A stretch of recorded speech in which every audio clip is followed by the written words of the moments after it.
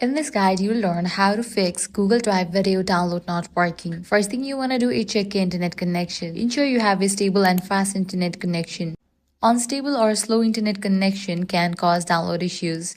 Next, use a different browser. Sometimes the browser you are trying can cause problems. Try using a different browser like Firefox or Edge or Chrome. See if the issue persists. Also clear the cache and cookies of the browser.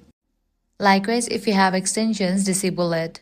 If you are using Drive in the browser version, try switching to the app. Or if you are using Google Drive app, you can switch it to the browser. These might fix your issue. Next, try incognito mode. Open incognito or private browsing window in your browser. This will disable extensions and cache, which may resolve the download issue. Check for Google Drive outages. Sometimes Google Drive might be experiencing service outages.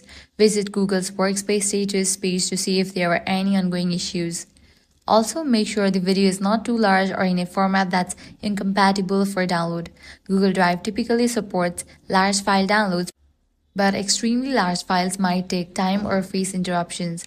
And that's it. These are some fixes for Google Drive video download not working. If this guide was helpful, do not forget to like, share, and subscribe.